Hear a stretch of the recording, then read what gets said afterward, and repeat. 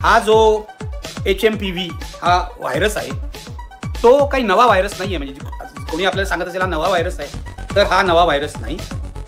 2001 साली त्याचा शोध एका डच शास्त्रज्ञाने, नेदरलँडमधल्या शास्त्रज्ञाने लावला होता आणि हा व्हायरस 1958 पासूनच अस्तित्वात आहे आणि आपल्यावर परिणाम करतोय असं तज्ज्ञांचं म्हणणं आहे. तेव्हा हा नवा व्हायरस नाही.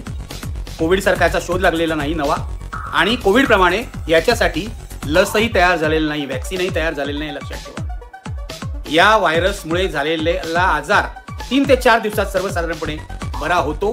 त्याचा फारसा प्रसार होत नाही. त्याची लक्षणं सुद्धा सौम्य असतात असं म्हटलं जातं. आज आपण चर्चा करणार आहोत जनतेमध्ये पसरलेल्या एका आजाराच्या भीतीबाबत. तुमच्या लक्षात आलं असेल किंवा तुम्ही ही चर्चा ऐकली सुद्धा असेल की गेले 4-5 दिवस चीनमधल्या इस्पितळांचे फोटो हे सोशल मीडियावर व्हायरल होत आहेत. ते कोण पाठवतंय, कोण व्हायरल करतोय, हा एक वादाचा मुद्दा आहे. तो जरा बाजूला ठेवूया. पण चीनच्या प्रमुख शहरांमधल्या हॉस्पिटल्समध्ये प्रचंड गर्दी झालेली आहे आणि यातले बहुसंख्य जे रुग्ण आहेत हे श्वसनाच्या विकाराने आजारी आहेत. केवळ हॉस्पिटलमध्ये नाहीत, तर चीनमधल्या स्मशानांमध्येही पुन्हा गर्दी होते अशी ही छायाचित्र प्रसिद्ध करण्यात आलेली आहेत. ही छायाचित्र खरी आहेत, खोटी आहेत, याविषयी चीन सरकारने काहीही खुलासा केलेला नाही आहे. पण त्याआधीच सोशल मीडियावर ही बातमी पसरली की चीनमध्ये HMPV नावाचा एक विषाणू पसरलेला आहे. या विषाणूची लागण वेगाने होते. चीनसोबत हा मलेशिया वगैरे आजूबाजूच्या देशांना सुद्धा त्याची लागण झालेली आहे, तिथेही पसरतो आहे. भारतालाही यापासून धोका आहे वगैरे वगैरे. सोशल मीडियातले फोटो आणि ही अर्धीमुर्धी बातमी किंवा अफवा म्हणा पसरल्यावर यूट्यूबवाल्यांना उधाण आणलं. अर्धवट माहितीच्या आधारे यूट्यूबवर अनेक जणांनी व्हिडिओ केले. यूट्यूब चॅनलवाल्यांनी तर हे केलंच, पण TV चॅनलवाल्यांनीही पुन्हा एकदा कोविड अवतीर्ण होणार आहे का, पुन्हा एकदा लॉकडाऊन लागणार आहे का, कोविडसारखीच परिस्थिती आपल्या नशिबी येणार आहे का, अशी हेडिंग दिलेले भीती वाढवणारे, भीती निर्माण करणारे सनसनाटी व्हिडिओ टाकायला सुरुवात केली. अर्थातच त्यामुळे लोकांमध्ये भीती पसरली. नेमकं होतंय काय? जसा 4 वर्षापूर्वी कोविडचा विषाणू हा चीनमधल्या वुहानमधून जगभर पसरला होता आणि अवघ्या काही महिन्यातच जगामध्ये हाहाकार माजला होता, तसाच हाहाकार यावेळी माजणार आहे काय असा प्रश्न लोक विचारू लागले. कोविडच्या आठवणी अजून पुसल्या गेलेल्या नाहीत, किंबहुना यातल्या अनेक आठवणी लोकांच्या मनामध्ये घर करून बसलेल्या आहेत. कोविडच्या या आजारामध्ये 2019, 2020 आणि 2021 अर्धा या 2 वर्षामध्ये 70 लाख लोक दगावले अख्ख्या जगामध्ये. या आजाराची लागण फक्त चीनला किंवा प्रगतिशील देशांना झालेली नाही आहे, तर अमेरिकेसारख्या प्रगत राष्ट्राला सुद्धा कोविडने मोठा फटका दिलेला आहे. भारतीयांच्या दृष्टीने तर कोविडच्या आठवणी विसरल्या जाऊच शकत नाहीत. अचानकपणे कोविड वाढल्याचं कळलं. सुरुवातीला नरेंद्र मोदी यांच्या सरकारने कोविडच्या बातम्यांकडे दुर्लक्ष केलं. आरोग्य खात्याने जेवढी खबरदारी बाळगायला पाहिजे तेवढी बाळगली नाही. अहमदाबादमध्ये त्यावेळेला अमेरिकेचे जे अध्यक्ष होते त्या डोनाल्ड ट्रम्प यांच्या स्वागताचे सोहळे प्रचंड गर्दीमध्ये होत राहिले. बातम्या येत होत्या की कोविड हा संसर्गामुळे वाढतोय, गर्दी टाळायला हवी असं जगभरातले तज्ज्ञ सांगत होते. पण सुरुवातीच्या काळात भारतामध्ये राहुल गांधी सोडले तर कोणत्याही राजकीय नेत्याला कोविड या विकाराचं गांभीर्य कळलं नव्हतं. पंतप्रधान मोदींनाही ते कळलं नव्हतं असं म्हणायला पाहिजे. त्यामुळे अचानक माणसं आजारी पडायला लागली. हजारो माणसं आजारी पडली, लाखो माणसं आजारी पडली. आरोग्य यंत्रणा सज्ज नव्हती, ऑक्सिजन सिलेंडरची कमतरता होती आणि मग त्यानंतर आजारानंतर माणसं दगावू लागली. तिथे उत्तर प्रदेशामध्ये किंवा उत्तर भारतामध्ये गंगा नदीमधून दगावलेल्या रुग्णांची प्रेतं वाहून यायला लागली. तेव्हा या सगळ्या रोगाचं गांभीर्य लोकांच्या लक्षात आलं. माणसं शहरामध्ये नोकरी करत होती, ती शहरं सोडून आपल्या गावांकडे जायला लागली. तिथेही सरकार फेल गेलं, पूर्णपणे अपयश ठरलं. कारण शहरातून गावी जाण्यासाठी ज्या वाहतुकीची व्यवस्था करायला पाहिजे, मग त्या ट्रेन्स असतील, ट्रक्स असतील, बसेस असतील, त्याची व्यवस्था करण्याचा विचारही स्थानिक सरकारांनी केला नव्हता. त्यामुळे माणसं, हजारो माणसं, लाखो माणसं, गरीब माणसं पायी चालू लागली. कोविडच्या 2 वर्षाच्या काळातले हे जे अनुभव आहेत हे इतके विदारक आहेत की आजही हे अनुभव आठवले की अंगावर शहारा येतो. साहजिकच जेव्हा परवा हे चीनमधले फोटो आले पुन्हा आणि HMPV हा जो व्हायरस आहे तो पसरतोय, चीनमध्ये मोठ्या प्रमाणात लोक आजारी पडत आहेत असं सोशल मीडियावरून आलं. चीन सरकारने तोपर्यंत काहीही खुलासा केला नव्हता. तेव्हा चीनवर जगभरातून दबाव वाढला. आंतरराष्ट्रीय माध्यमं जी आहेत, आंतरराष्ट्रीय मीडिया ग्रुप्स आहेत, त्यांची नजर चीनकडे गेली. एक तर चीनी सरकारवर आंतरराष्ट्रीय मीडियाचा अजिबात विश्वास नाही, कारण कायम चीनमधलं हुकुमशाही सरकार हे लपवाछपीचा खेळ खेळतं. कोविडच्या वेळेला त्यांनी तो खेळला होता. वुहानमध्ये नेमकं काय झालं याचा पत्ता सुरुवातीला आंतरराष्ट्रीय माध्यमांना लागू दिला नव्हता. नंतर मात्र जेव्हा हाताबाहेर परिस्थिती गेली तेव्हा वुहानमधल्या बातम्या सर्वत्र पसरल्या आणि मग सगळ्या जगालाच या कोविडनं कवेत घेतलं हे आपल्याला माहिती आहे.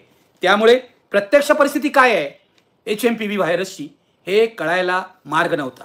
त्यातून आणखीन एक बातमी आली की चीन सरकारने आरोग्य आणीबाणी जाहीर केलेली आहे, हेल्थ इमर्जन्सी जाहीर केलेली आहे आणि चीनमध्ये जे पर्यटक येत आहेत त्यांच्यावर निर्बंध घालण्यात आलेले आहेत. काही ठिकाणी तर अशाही बातम्या आल्या की चीनमध्ये जाणाऱ्या आणि चीनमधून बाहेर जाणाऱ्या पर्यटकांवर बंदी घालण्यात आलेली आहे. खरं तर या बातम्या 100% खोट्या होत्या. चीन सरकारने अशा प्रकारची कोणतीही इमर्जन्सी जाहीर केलेली नव्हती, आजही केलेली नाहीये आणि परिस्थिती आटोक्यात आहे असा खुलासा आता चीन सरकारने 2 दिवसापूर्वी केलेला आहे. लक्षात घ्या, या बातम्या दडवादडवीमुळे पसरल्या गेल्या. चीन सरकारने आपल्या धोरणामध्ये पारदर्शकता ठेवली असती, नेमकी परिस्थिती काय आहे हे लोकांना सांगितलं असतं. हॉस्पिटल्समध्ये एवढी गर्दी का झालेली आहे, स्मशानभूमीमध्ये खरोखरच गर्दी झाली आहे का, याविषयी सुरुवातीलाच खुलासा केला असता तर जगभर घबराट पसरली नसती. पण चीन सरकारने खुलासा करायला वेळ लावला आणि 2 दिवसापूर्वी चीनी सरकारच्या आरोग्य खात्याच्या प्रवक्त्याने असं सांगितलेलं आहे की चीनमध्ये प्रत्येक थंडीच्या मोसमामध्ये अशा प्रकारे श्वसनाचे विकार वाढतात. किंबहुना असे श्वसनाचे विकार थंडीच्या दिवसामध्ये अख्ख्या जगभरच वाढत असतात. भारतात सुद्धा ते वाढत असतात, ते लक्षात घ्यायला पाहिजे. चीनमध्ये हे विकार वाढलेले आहेत आणि त्यामुळे सरकारी इस्पितळामध्ये गर्दी होते. पण हे सगळे जे रुग्ण आहेत ते HMPV या व्हायरसमुळे आजारी पडलेले लोक नाहीत. यातले अनेक लोक हे इन्फ्लुएन्झामुळे आजारी पडलेले, इन्फ्लुएन्झा म्हणजे फ्लू, यातले काही लोक न्यूमोनियामुळे आजारी पडलेले आहेत. काही लोकांना पुन्हा एकदा कोविडची लागण झालेली आहे असा खुलासा चीनी आरोग्य खात्याच्या प्रवक्त्याने केला आणि त्यांनी हेही सांगितलं की यावर्षीचे सरकारी हॉस्पिटलमधले रुग्णांची संख्या गेल्या वर्षीपेक्षा कमी आहे. आता हे खरं की खोटं आपण काही सांगू शकत नाही, कारण ही सरकारी बाजू आहे. चीनी सरकार किती खरं बोलतं हे जगभर सगळ्यांना माहिती आहे. त्यामुळे चीनी सरकारच्या प्रवक्त्यावर किती विश्वास ठेवायचा हे आज आपण सांगू शकत नाही. परंतु चीनमधून ज्या बातम्या येत आहेत त्याविषयी शास्त्रीय जगातले म्हणजे सायंटिफिक जगातले जे तज्ज्ञ आहेत ते काय म्हणतायत हे आपण लक्षात घ्यायला पाहिजे. एक तर चीनमधली परिस्थिती एवढी आणीबाणीची नाही, हाताबाहेर घेतलेली नाही असं जगभरचे तज्ज्ञ, आरोग्य तज्ज्ञ जे आहेत ते सांगतायत. त्यांचं असं म्हणणं आहे की लोकांनी घाबरून जाऊ नये. नीट लक्षात घ्या, यासाठीच हा व्हिडिओ केलेला आहे, कारण यूट्यूबवरच्या व्हिडिओमुळे, काही बेजबाबदार व्हिडिओमुळे, व्हॉट्सॲपमुळे अफवा भयंकर पसरत आहेत. आता कोविडसारखीच परिस्थिती येणार आहे, घरामध्ये धान्य भरून ठेवा, कोविडसारखीच परिस्थिती येणार आहे तेव्हा हे करा, अशाही सूचना काही जण व्हॉट्सॲपवरून अनाहूतपणे देत आहेत. माझं असं म्हणणं आहे की आपल्याला या फुकाच्या भीतीपासून दूर राहायचं असेल तर व्हॉट्सॲपवरून येणाऱ्या फॉरवर्डकडे दुर्लक्ष करा. केवळ ऑथेंटिक फॉरवर्ड कोणता आहे, तो तज्ज्ञाकडून आला आहे की नाही, किंवा बातमी कोणतं माध्यमगृह देत आहे, त्या माध्यमाची विश्वासार्हता काय आहे त्याच्यावर विश्वास ठेवायचा की नाही हे ठरवा. उगाच आलेल्या प्रत्येक गोष्टीवर बातमी मानून विश्वास ठेवू नका, ती अफवा सुद्धा असू शकते. लक्षात घ्या, कोविडच्या काळात अशा असंख्य अफवा पसरवल्या गेल्या होत्या. कोविडच्या काळामध्ये अफवांचा बाजार उठला होता असं म्हटलं तरी वावगं ठरणार नाही. अंधश्रद्धा पसरवणाऱ्या बातम्याही काही लोकांनी दिल्या होत्या, कारण काही लोकांचा धंदा हा जनतेला घाबरवण्यावर चालतो. जनतेमध्ये जेवढी भीती निर्माण होईल तेवढा यांचा धंदा बरकतीत येतो. त्यामुळे हे लोक जाणीवपूर्वक त्यावेळेला अफवा पसरवत होते. तीच परिस्थिती आता येऊ नये असं वाटत असेल तर नागरिक म्हणून आपण काही खबरदारी घेणं आवश्यक आहे. भारत सरकारच्या आरोग्य सेवेचे डायरेक्टर जनरल आहेत डॉक्टर अतुल गोयल यांनी काय म्हटलंय आत्ताच्या या विकाराबद्दल, आत्ताच्या या आजाराबद्दल, HMPVने जे आजारी लोक पडत आहेत त्याबद्दल. सध्या आजच्या दिवशी भारतामध्ये 7 रुग्ण सापडलेले आहेत HMPVचे आणि हे जे रुग्ण सापडलेले आहेत भारतामध्ये ते महाराष्ट्रामध्ये, नागपूरमध्ये 2 रुग्ण आहेत, तामिळनाडूमध्ये आहेत, गुजरातमध्ये आहेत, असे वेगवेगळ्या राज्यात सापडलेले आहेत. आणि 7 रुग्ण सापडले म्हणजे लगेच घाबरून जाण्याची गरज आहे असं नाही. Doctor Atul Goyal director general आहेत आपल्या आरोग्य सेवेचे. ते असं म्हणत आहेत, जनतेने कोणत्याही परिस्थितीत पॅनिक होण्याची गरज नाही. थंडीमध्ये जे रुग्ण वाढतात श्वसनाच्या विकारांचे, त्यामध्ये अनैसर्गिक वाढ, अननॅचरल ग्रोथ झालेली नाहीये, अनैसर्गिक वाढ झालेली नाहीये. आपली आरोग्य व्यवस्था सक्षम आहे. कोविडचा अनुभव आपल्या पाठीशी आहे. त्यामुळे आता कोणतंही संकट आलं तरी आपण त्याला तोंड द्यायला समर्थ आहोत. दुसऱ्या एका तज्ज्ञाचं मत मी तुम्हाला सांगतो. त्या तज्ज्ञ आहेत सौम्या स्वामीनाथन. सौम्या स्वामीनाथन या वर्ल्ड हेल्थ ऑर्गनायझेशनच्या सल्लागार होत्या आणि तज्ज्ञ मानल्या जातात या विषयातल्या. त्याही असं म्हणतायत की पॅनिक होण्याची, घबराट पसरवण्याची, घाबरून जाण्याची काहीही गरज नाही. या व्हायरसचे जे रुग्ण आहेत HMPVचे, त्याचे परिणाम जे होतात, त्याची जी लक्षणं आहेत ती अत्यंत सौम्य आहेत कोविडच्या तुलनेमध्ये. त्यामुळे घाबरू नका, काळजी घ्या, असं हेही सांगतायत. आपले आरोग्यमंत्री JP नड्डा यांनी सुद्धा एक व्हिडिओ जारी केलेला आहे आणि लोकांना आवाहन केलेलं आहे की कोणत्याही परिस्थितीत घाबरू नका. म्हणून आज मी हा व्हिडिओ करतोय. कोणत्याही परिस्थितीत घाबरू नका. आपण समर्थपणे कोविडचा सामना केलेला आहे. त्यामुळे हा नवा आजार आहे, पण त्याचा सामना करायला आपली आरोग्य यंत्रणा सज्ज आहे, हे मनाची बाळगा. जेवढी धावपळ कोविडच्या काळात झाली तेवढी धावपळ आता होणार नाही आणि तेवढ्या मोठ्या प्रमाणावर हा आजार वाढेल असंही दिसत नाहीये. पण या निमित्ताने थोडीशी माहिती आपण HMPV या विषाणूबद्दल, या व्हायरसबद्दल घेऊया. HMPV हा जो व्हायरस आहे त्याचा फुल फॉर्म काय बघा. ह्युमन मेटान्युमो व्हायरस असं त्याला म्हणतात. या व्हायरसमुळे कोविडप्रमाणेच श्वसनाचा विकार होतो आणि तो संसर्गामुळे होतो. प्रामुख्याने संसर्गामुळे होतो, हे लक्षात घ्या. हा जो आजार आहे त्याची लक्षणं काय आहेत? त्याची लक्षणं कोविडप्रमाणेच आहेत.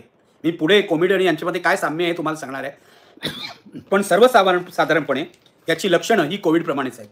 सर्दी, ताप, नाक सोंदणं हे प्रकार होतात आणि 2-3 दिवसानंतर हा ताप उतरतो. अधिक गंभीर स्वरूप धारण करत नाही. काही मोजक्या केसेसमध्ये हा गंभीर स्वरूप धारण करू शकतो. लहान मुलांच्या बाबतीत आणि वयोवृद्ध माणसांच्या बाबतीत अधिक काळजी घेण्याची गरज आहे.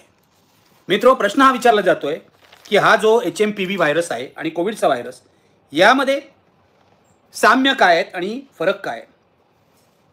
याच्यामध्ये फरक एक मोठा आहे की हे दोन्ही जे व्हायरस आहेत हे वेगवेगळ्या व्हायरल फॅमिलीजमधले व्हायरस आहेत. पण ते दोन्ही व्हायरस हे आपल्या श्वसन मार्गावर हल्ला करतात. दे अटॅक रेस्पिरेटरी सिस्टीम्स आणि त्यांचा प्रसार हा प्रामुख्याने संसर्गामुळे होतो. गर्दीच्या ठिकाणी अधिक होतो. मगाशी मी सांगितल्याप्रमाणे ताप, खोकला, सर्दी ही त्याची लक्षणं आहेत. मुलं आणि वृद्धांना अधिक काळजी घ्यावी लागते, हे लक्षात घ्या. सर्व तज्ज्ञ काय सांगतायत ते मी तुम्हाला सांगणार आहे. मी काय या विषयातला तज्ज्ञ नाही, पण समाजापर्यंत माहिती पोहोचवणं हे पत्रकारांचं काम आहे. ती माहिती मी आज या व्हिडिओच्या निमित्ताने पोहोचवतोय आणि अफवांवर विश्वास ठेवू नका असं सांगतोय. खबरदारी काय घ्यायची आहे ती बघा. कोविडच्या काळात आपण जी खबरदारी घेत होतो तीच खबरदारी घ्यायची आहे. तज्ज्ञांचं असं म्हणणं आहे की कोविडच्या काळात आम्ही तुम्हाला जे सांगितलं होतं की हात सातत्याने धुवा, त्यावेळेला सुद्धा बहुसंख्यानं हात धुवायची सवय नव्हती. तो हात धुवावे लोकांनी म्हणून मोहीम चालवावी लागली होती. आणि हात धुवायचे म्हणजे घाई धुवायचे नाहीत. किमान 20 सेकंद साबण लावून किंवा आपल्याकडे जे जंतुनाशक असेल ते लावून हात धुतले पाहिजे आणि हात हा सर्व बाजूनी धुतला गेला पाहिजे. बोटांच्या फटीमध्ये सुद्धा तो स्वच्छ झाला पाहिजे. हे लक्षात घेऊन त्यावेळचे व्हिडिओ काढून जर तुम्ही बघितलं तर हात कसा धुवायचा याचंही एक तंत्र आपल्याला डॉक्टरांनी दाखवलं होतं. तेच तंत्र पुन्हा वापरा असे हे तज्ज्ञ सांगतात. हात न धुता डोळे, नाक, तोंडाला स्पर्श करू नका. आजारी लोकांशी विशेषतः सर्दी, ताप यांनी आजारी असलेल्या लोकांशी संपर्क टाळा. सर्दी झाली किंवा सर्दी होण्याची शक्यता असेल तर गर्दीमध्ये जाऊ नका. गर्दीमध्ये गेलात तर मास्क वापरा. कोविडच्या काळात सुद्धा हे आपल्याला वारंवार सांगितलं जात होतं. त्यानंतर आपली भांडी जी आहेत ती दुसऱ्याबरोबर शेअर करू नका. आपल्या वस्तू दुसऱ्याबरोबर शेअर करू नका, कारण या वस्तूंच्या माध्यमातूनच संसर्ग वाढण्याचा धोका असतो. लक्षात घ्या, हा जो HMPV हा व्हायरस आहे तो काही नवा व्हायरस नाही आहे. म्हणजे कोणी आपल्याला सांगत असेल हा नवा व्हायरस आहे, तर हा नवा व्हायरस नाही. 2001 साली त्याचा शोध एका डच शास्त्रज्ञाने, नेदरलँडमधल्या शास्त्रज्ञाने लावला होता आणि हा व्हायरस 1958 पासूनच अस्तित्वात आहे आणि आपल्यावर परिणाम करतो आहे असं तज्ज्ञांचं म्हणणं आहे. तेव्हा हा नवा व्हायरस नाही. कोविडसारखा याचा शोध लागलेला नाही नवा. आणि कोविडप्रमाणे याच्यासाठी लसही तयार झालेलं नाही, व्हॅक्सिनही तयार झालेलं नाही, लक्षात ठेवा. या व्हायरसमुळे झालेला आजार 3 ते 4 दिवसात सर्वसाधारणपणे बरा होतो. त्याचा फारसा प्रसार होत नाही. त्याची लक्षणं सुद्धा सौम्य असतात असं म्हटलं जातं. म्हणूनच हे लक्षात ठेवायला पाहिजे.